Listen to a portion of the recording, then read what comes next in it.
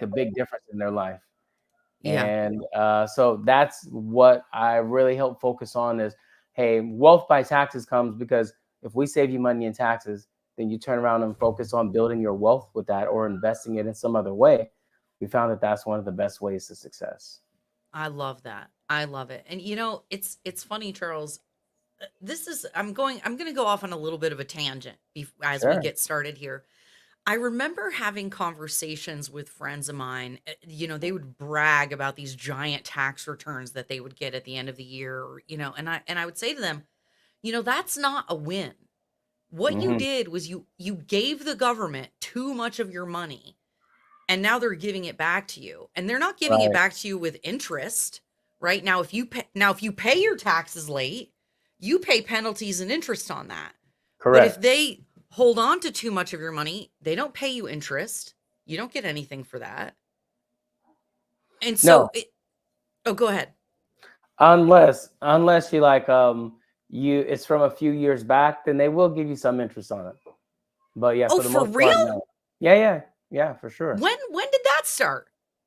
It's always been like you'll get a refund and you'll get interest on it if it's like older than 12 months, really. Oh, so really no. So like normal people are not really going to see it, No, no, basically. no, no, no. Oh, Yeah, okay. unless you have past Um due tax returns or something like that. and that's what, if you had not overpaid, you could have taken that money, you could have invested it in something, even if it was just getting 4% in a savings account, that's better than Right. nothing. Oh yeah, exactly. Exactly. Much better than nothing. IRS pays around 4% too. Oh, interesting. All Mm, right. Okay. But again, they have to hold on to it for longer than a year, which, the exactly. average American, they're not going to see any of that. Right. So you've been an accounting professional for a long time. Right. And what had you like shift your focus? Was there anything in particular that you said, okay, we're not just going to do tax returns anymore. We're not going to just be a simple CPA firm. We're going to be a strategic consultant. Absolutely. We're not going to what is it? We're not going to be reactive. We're going to be proactive. There you go. So Yeah. what had that shift for you? You know, it was 20 I was it was 2016 and actually had a client that I'd been serving for probably about 4 years at that time, 4 or 5 Mhm. years, and she was asking me, "Well, hey, how can," she had actually just became an IT consultant. She was making more money Mm. than ever.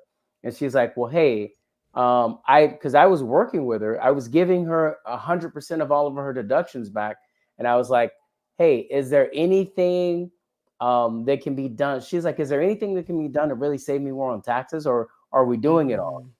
And Mm. at that time, I felt like we were doing it all. I was like, "I think we're doing it all. I mean, this is everything else, but let me look and see anyway."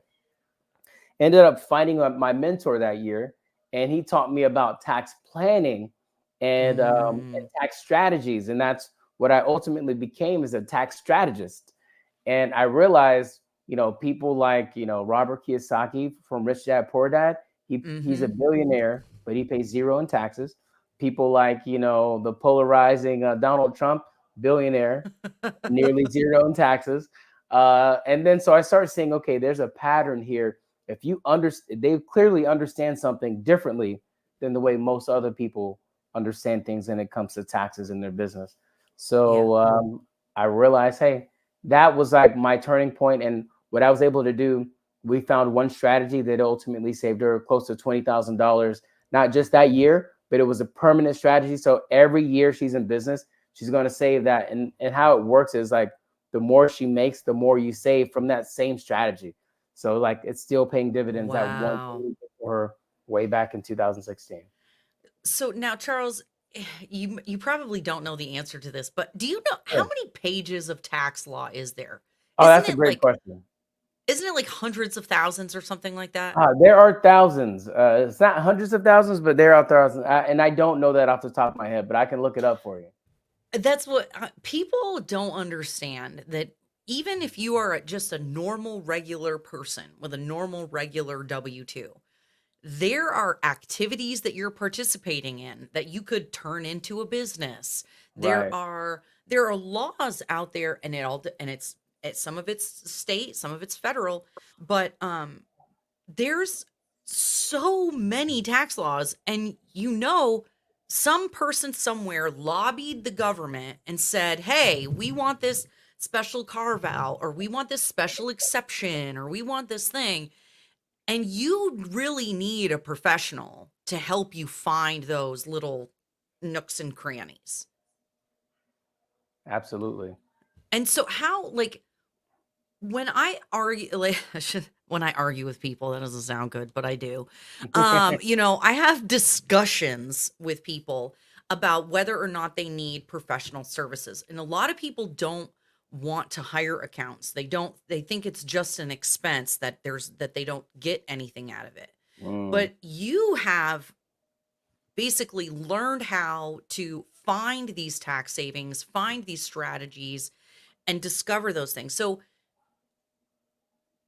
what, like, how do you tell people that? Like, hey, this isn't just like your standard deduction, okay? I'm a right, tax right, professional. You're going to pay me because I'm actually going to save you a bunch of money to find the weirdo things out there. right.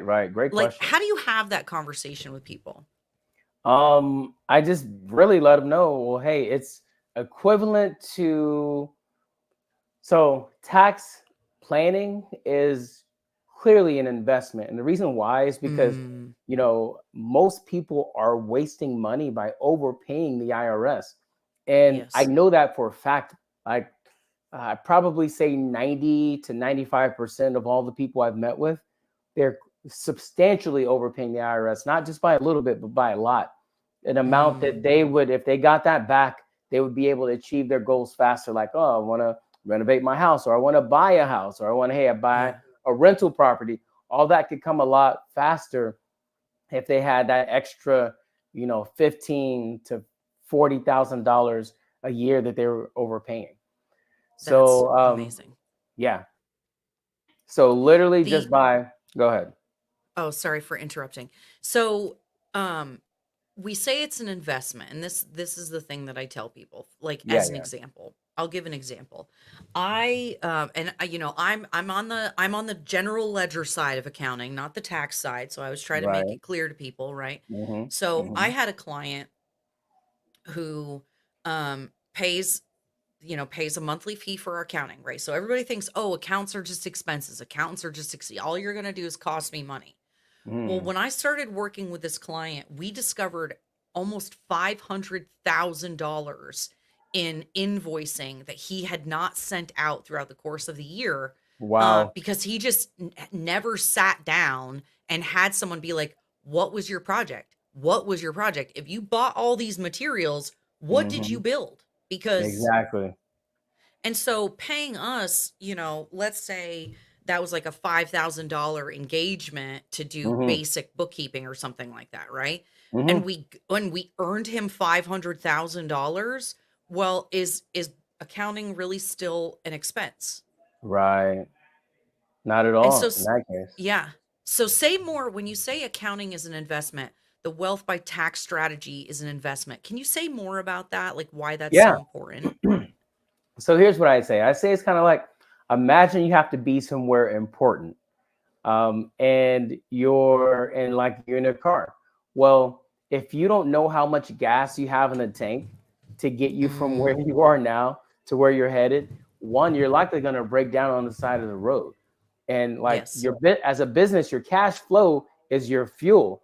And if you don't know how much fuel's in the tank, you're not going to make it to your destination timely, if you make it at all, because if you end up breaking down on the side of the highway for something as simple as fuel, you know then that's another problem. And another thing is that a clear set of accounting and metrics are going to show you other things, like your check engine light is going to come on sometimes, and depending on the severity, is going to show you, all right, well, hey, you're going to break down now, or hey, you're going to have some time to fix it, but go ahead and pull over and address it while the problem is small, before you get down the road and Mm, end up stranded.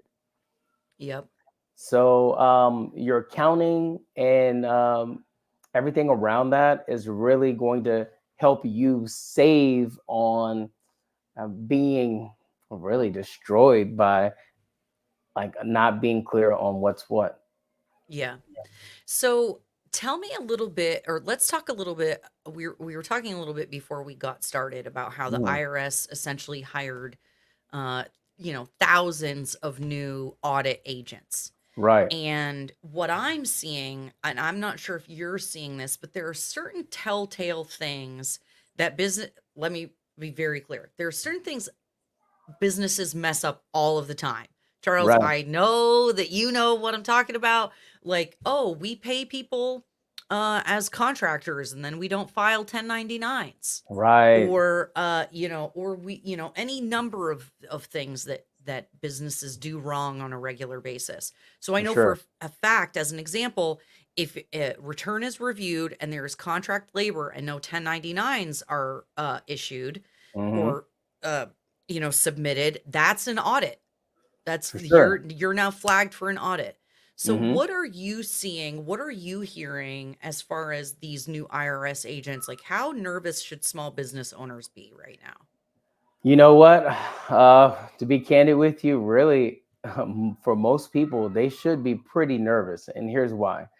Um, Now, if you've been trained and if you know what to look for, hey, you're golden. Don't even worry about it. But if you don't know what's going on, then you're in big trouble. And so I like to focus on principles. A lot of people talk about tax Mm, strategies for the general public. I like to focus on principles, and principles are true no matter who it is. Whether it's you mm, a person with 1 million employees or a person who's self-employed by themselves, like these principles will hold true. And one number yeah. one principle that I say is number one important is documentation. If you don't have your documents Mm, properly filed and you're not keeping track of what's been occurring, that's your evidence. And yeah. how on earth the IRS has the right to disallow your expenses, meaning, hey, you cannot use these expenses since you didn't follow and document the right process. So, for example, in that Wow. 1099 things, hey, I paid somebody as a contractor, but I didn't file a 1099. The IRS was like, well, hey, since you didn't do that, you can't deduct that $100,000 you paid that person, which means you're going to pay that extra in taxes for not following the rules.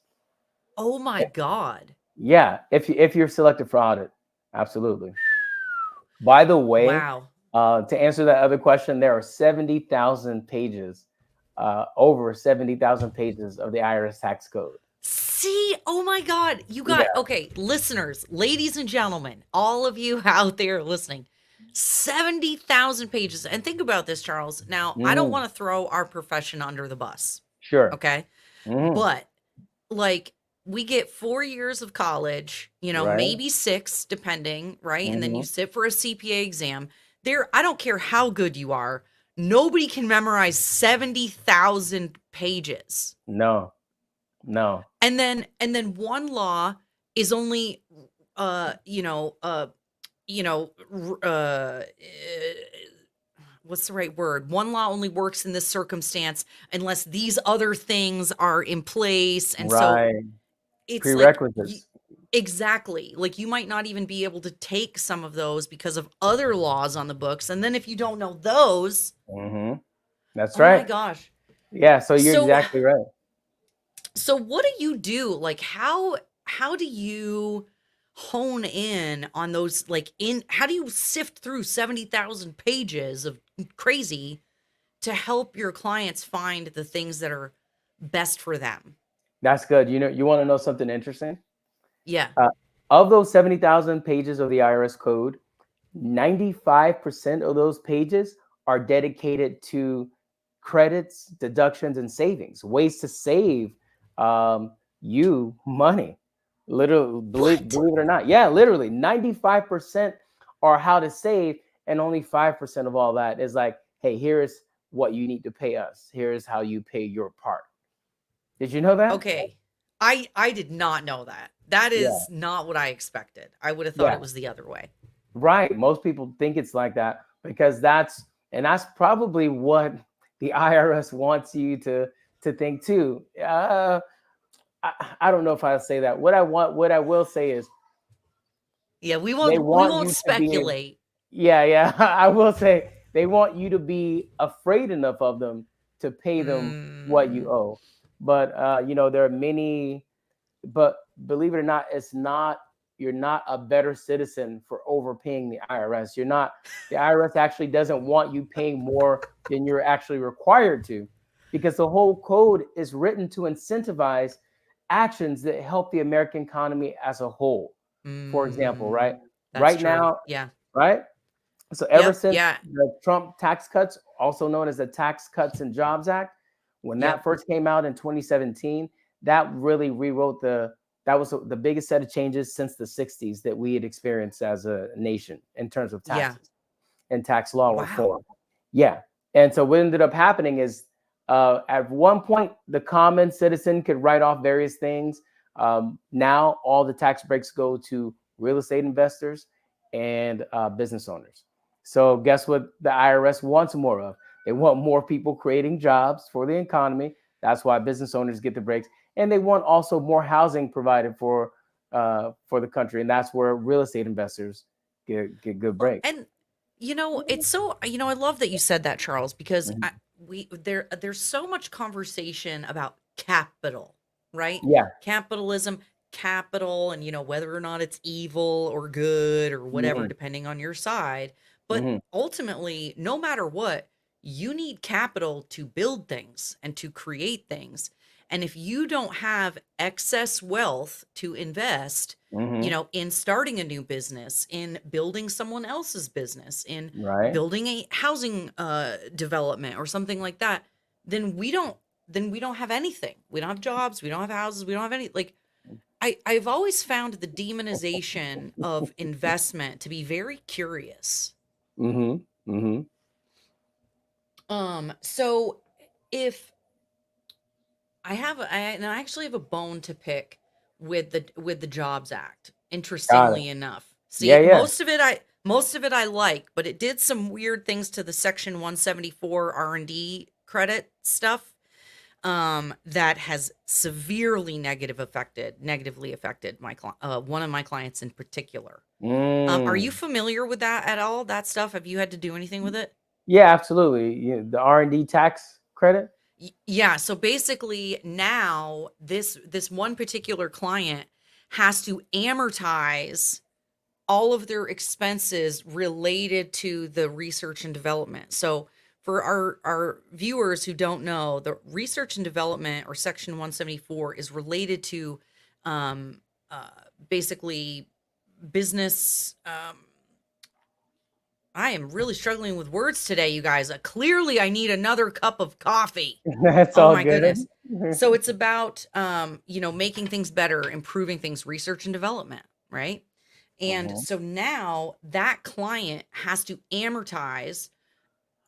So that means to take the expenses instead of all in one year, they have to for, again, Charles, you know what I'm talking about, but all of our viewers might not. Amortization is Sure. like depreciation, right?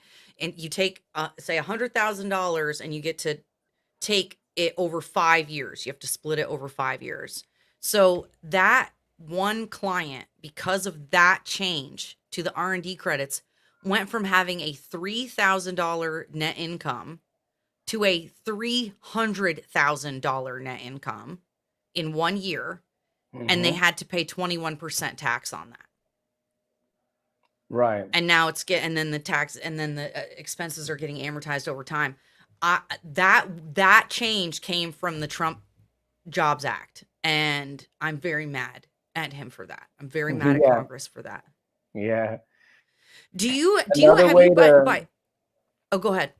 I was gonna just explain on it. What that means is, just say if they normally spent $500,000 in research and development expenses, what ends up happening before Tax Cuts and Jobs Act, they can write off the whole 500K, not just a write off, but actually they would get a credit. And a credit, Correct. and a credit versus deduction is huge. Deduction is you spend 300,000 on something, is going to save you about 100,000 in taxes. About a third of whatever you spend is going to reduce your tax bill. A credit is you get a $500,000 credit. Well, then that's 500. It's dollar for dollar return. It's like money all the way back. Yep, So, exactly. like, Exactly. So instead of you're getting all that basically in one getting year, that. You're getting a deduction in your tax liability, not a deduction in your net income, Right. which you then Exactly. get taxed on and whatever. So yeah, Exactly. Exactly. yes. So yeah, They're so that's why it's such a big deal. Go ahead. and there's legislation in Congress right now to fix it, but apparently they're attaching it to like the border bills, the immigration bills, and so they won't the Republicans won't pass it. Interesting. Yeah, I know. That's why, you guys, I'm a big proponent of single issue bills. Single I love if that you too. Yeah, if Why you do you can think they incur stack these bills together with stuff that doesn't make sense sometimes? it's it's on purpose, right? These omnibus spending packages Mm, are on purpose to cloud what Congress is actually spending their money on and what they're doing. mm. Oh, get me started. Get me started, you guys. Okay.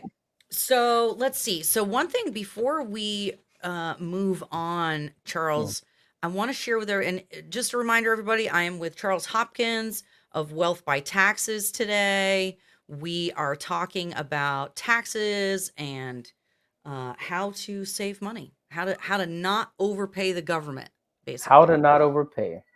It's lovely. Yes. Now you've got this forever tax cut challenge going on right now. Is that right, Charles? That is right. That is right. So it's basically where you can literally have 5 days to literally ask any question that you have. You know how you get that unclarity, and maybe you hear something at a dinner party, so you think it Mm-hmm. might apply to you. Your friends are like, "Hey, you should ask your accountant about this." Then you ask them about it, and they say, "Oh, you don't qualify," or they say, "Hey, Yes. no, that's not for you," or "Hey, that's for what," and then you're wondering like, "What is real?" Well, Yeah. if you come with your questions, literally we can give you 100% guidance, answers, truth to your facts from somebody who's been doing this for 2 decades nearly, and literally so you can understand what's all next in this whole thing, and how can you also save. Like, why is it that billionaires are paying less in taxes than you are? Mm-hmm. And so Amen to we that. show you how to really get the most out of your own money.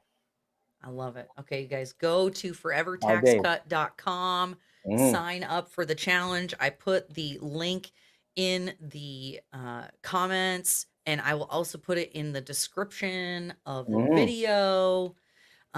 Okay, so it is July 9th, 2024. What can our viewers do besides call you and join the Tax Cut Challenge? Of course. What should they be thinking about now to get ready for year end? How can they be planning for um, and of course we've got an election year. Not only Oh. is it an election year here in America, but actually I think it's something like 2/3 of the countries in the globe are actually Mhm. having elections this year, major elections this year. So what do you want to leave our viewers with as they prepare for the election season and year end and what comes next? Here's what I'll say. So you have plenty of time. This is July. This is actually perfect for tax planning. What is a plan?